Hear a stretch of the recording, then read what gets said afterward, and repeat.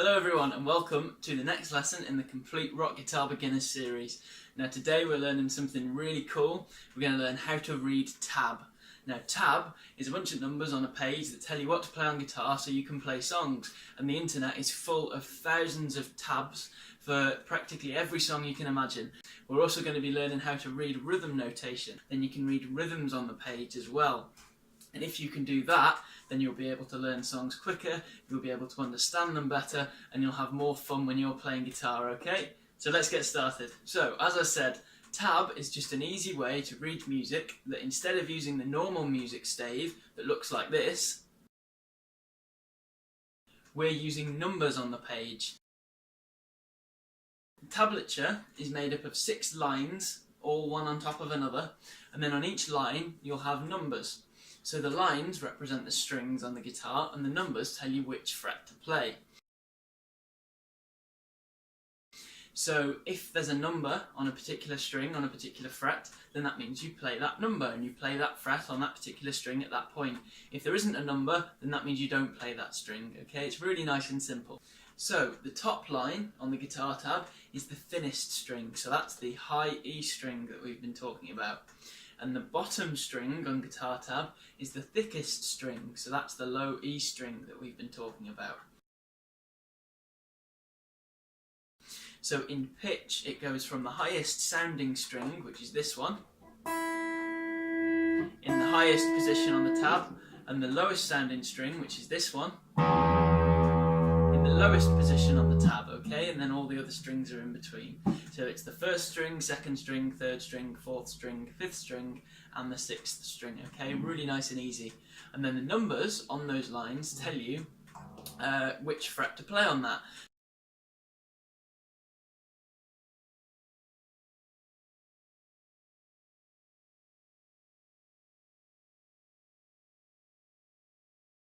So that's a basic idea of what tab looks like and how to read it. So let's do some examples so you can get a better idea of this. So this is the first one that we're going to do. This is what it looks like. That means that we play the open string, so we don't press anything down with our left hand, and this is what it sounds like. So now this is the next example that we've got. So that means that we press down the third and fourth strings on the third fret, because that's where the number 3 is on the tab. So that's what this sounds like. Right then, so this is the next example we've got on how to read tab. So that means we go like this. On my website, you can find a link in the description below. There's a link to a load of these examples as PDF and also as what's called a Tux Guitar file. Now Tux Guitar is a free software that you can get, and when you open tabs in that, the line that's in Tux Guitar goes along and it plays the tab for you so you can hear what it sounds like, and it reads the tab and it reads the rhythm and it plays the sounds out loud so you can hear how it sounds. So there's a few examples in that as well, and all these examples that are in the video are also down there. Right then, so now it's time to talk about rhythm notation. Now most of the time people don't add rhythm notation to tab, but that's a big fault of it, because the rhythm that you play the notes in is just as important as the notes you play themselves. So if I play, just to say I just take that open third and fourth strings again like this, if I play them in a different rhythm it sounds completely different. So I could play them like this, or I could play them like this, or like this.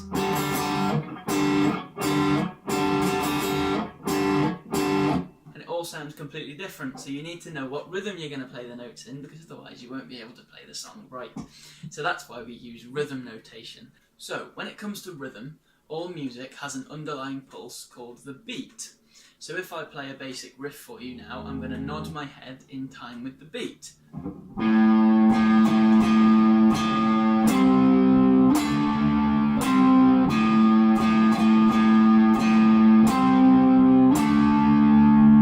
If you listen to some like heavy rock bands, like if you listen to AC/DC, the beat is really strongly emphasized, okay? Because it's the core of the music. Now when we write down rhythm, we write it down by explaining how the rhythm of the notes relates to the beat. because we're not always going to play every note on the beat. Like in that riff that I just played, I'll play it for you again now.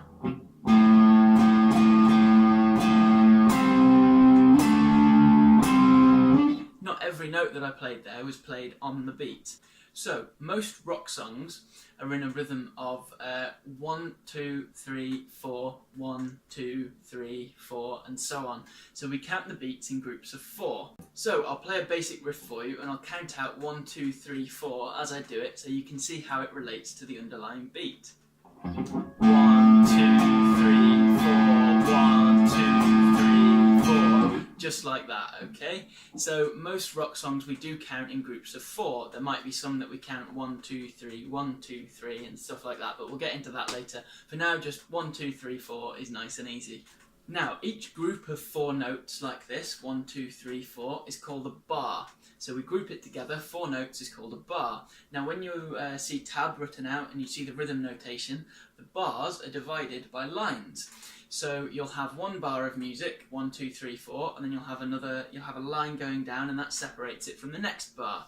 So that helps us just to organise the music and see which bar we're in and how it all fits together. So when we're writing down rhythms, we write them down and we name the notes based on how much of a bar they take up.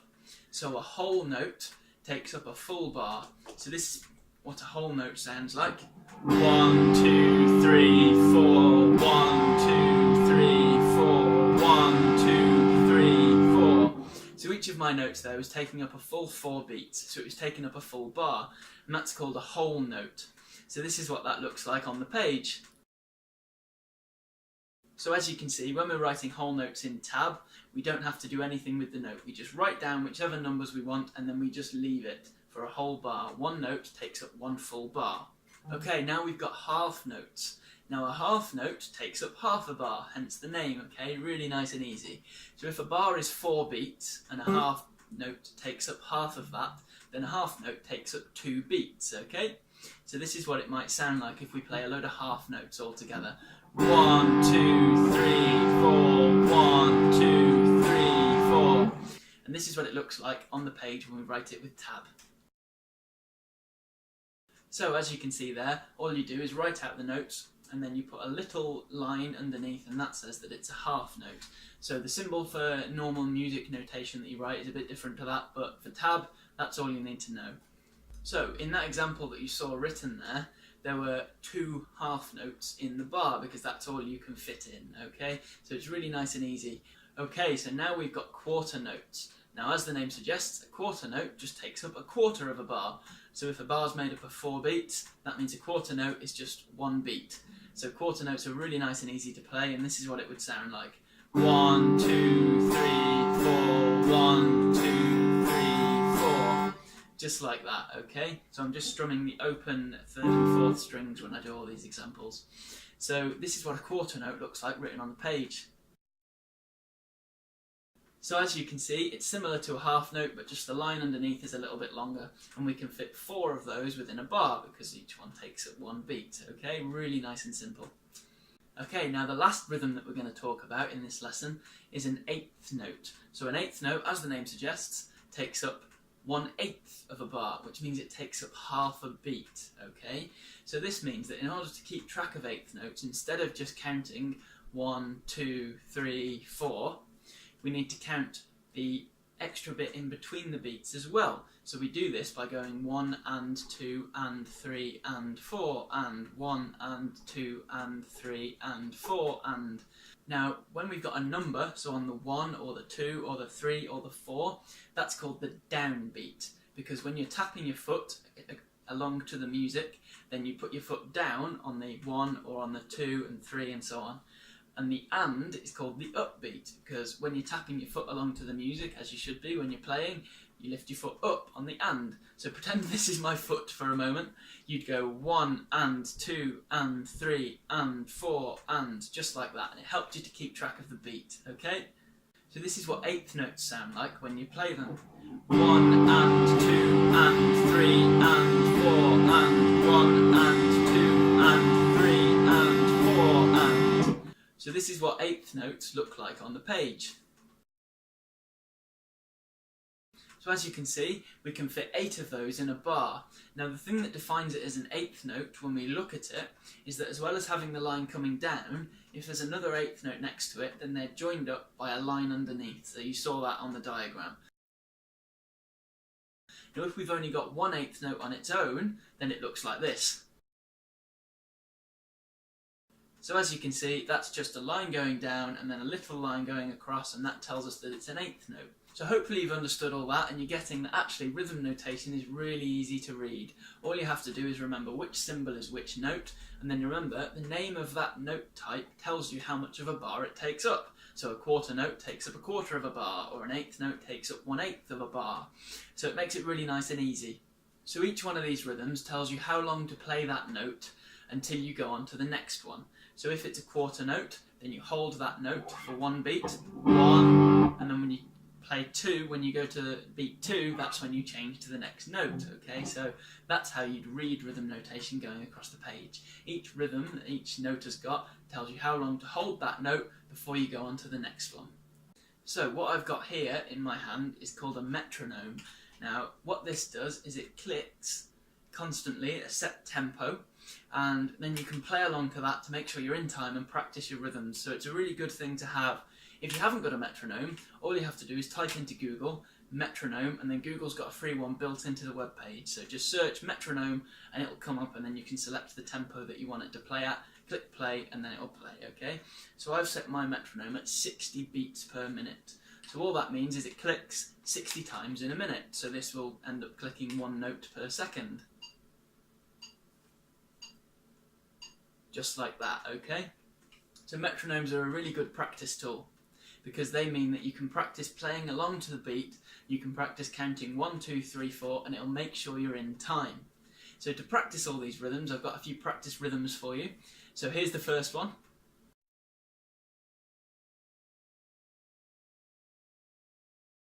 So when you're practicing these practice rhythms, I'd recommend counting out loud 1, 2, 3, 4 and tapping your foot in time with the rhythm as well. So this is the first one. 1, 2, 3, 4. 1 and 2 and 3 and 4 and just like that. So we've got 2 8th notes, which takes up 1, and then we go to a quarter note then on beat 2. And then on beat 3 we have 2 8th notes again, and then on beat 4 we have another quarter note. Here's the second practice rhythm for you.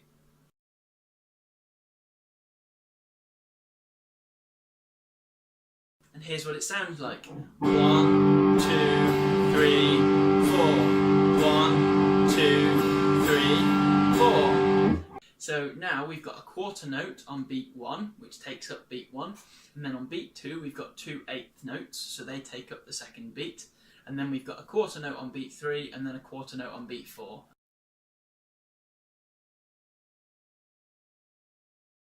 Okay, and if you add up all of the beats in any bar that's made up of 4 beats, it will all add up to 4. So if I've got 2 8th notes, and then I've got a quarter note and then a quarter note and then another 2 8th notes, well those 2 8th notes on their own, well each 8th note is half a beat, isn't it? So that makes up 1 beat, and then the quarter note is 1 beat, and then the other quarter note is 1 beat, and then at the end I've got 2 8th notes, and 2 8th notes make a beat as well, so that adds up to 4. Okay, so here's the third practice rhythm that we've got.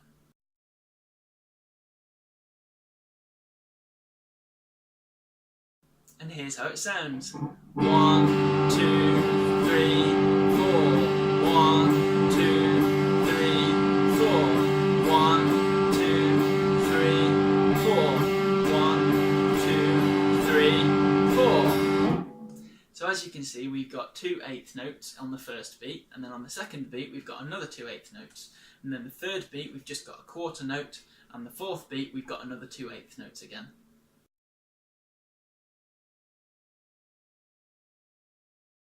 Okay, so now we come to practice rhythm 4.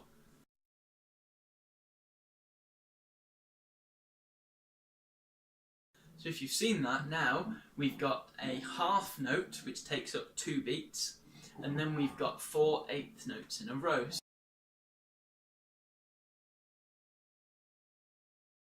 So this is what it sounds like. 1, 2, 3, 4.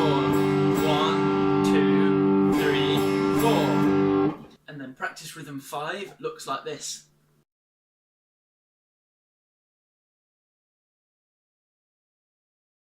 And then this is what it sounds like when you play it.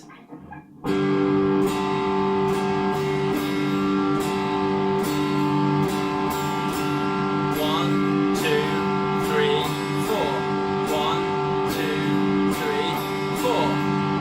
Like that. So again, nice and easy. We've got 2 quarter notes and then 2 eighth notes and then another quarter note to finish off. Okay? Now all of these practice rhythms are available in the PDF and the Tux guitar files that are on my website. To add a bit of fun to this, I decided to write a song or a few little riffs, just something nice and simple, using all of these practice rhythms one after another.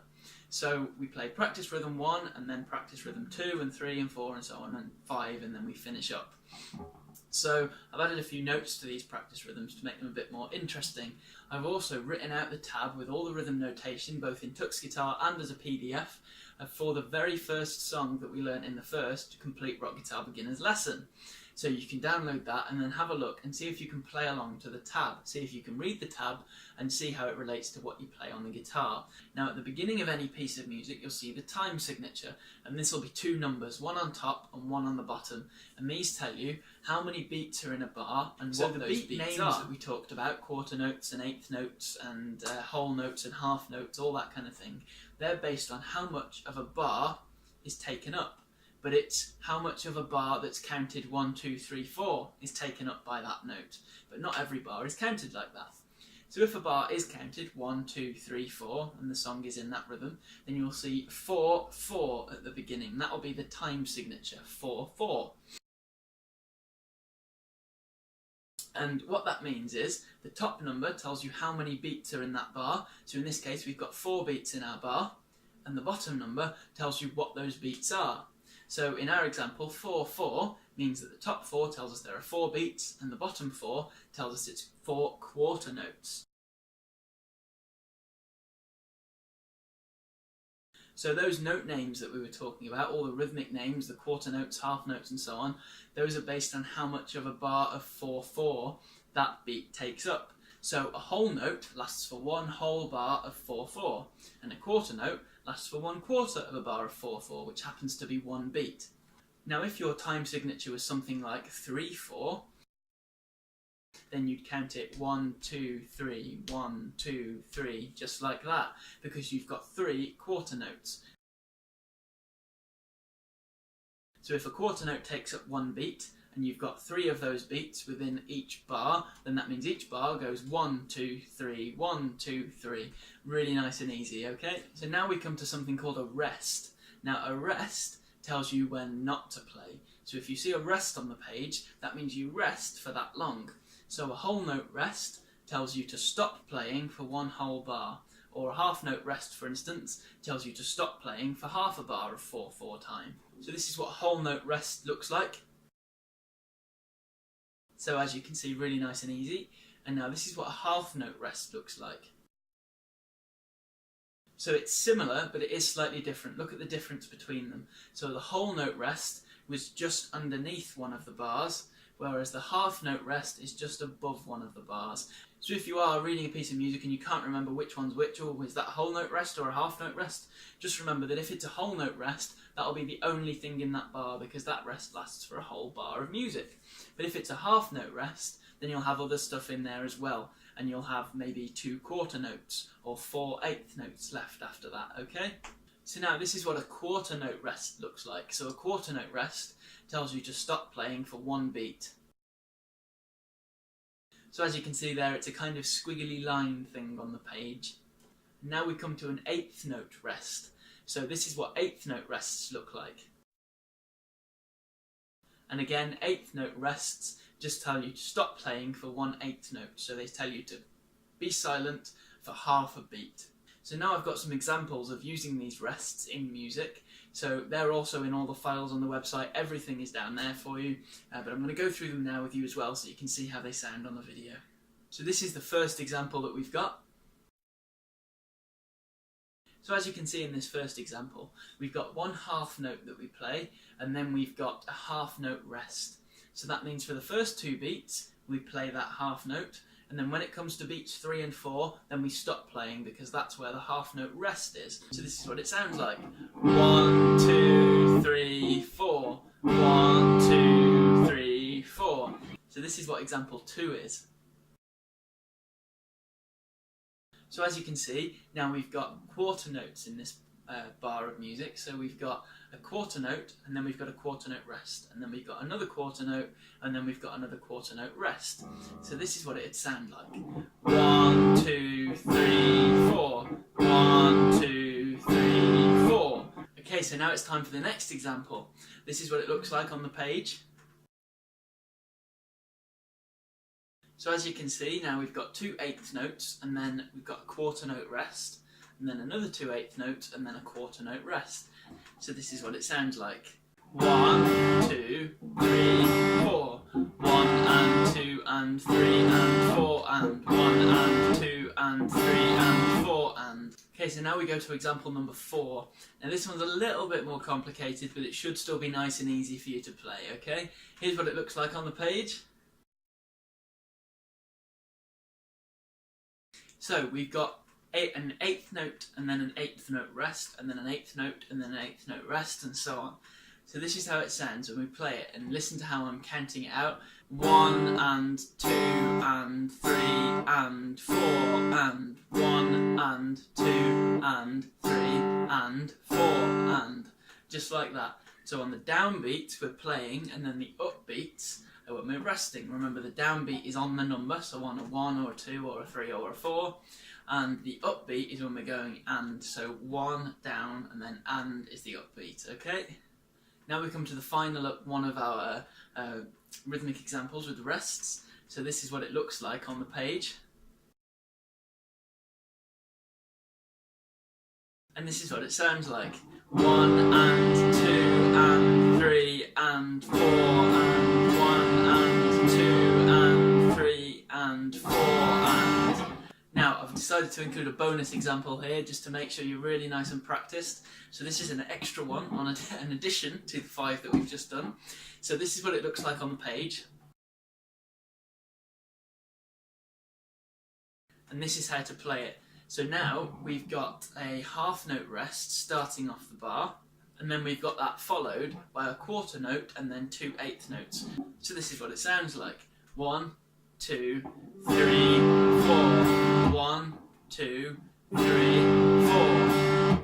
So that concludes our video lesson on tab, rhythm notation, how to read all the rests and rhythms that you might come across, and we've gone through plenty of examples there, so there's lots to keep you busy. All of those examples can be found on my website in both the PDF form and the Tux guitar files as well.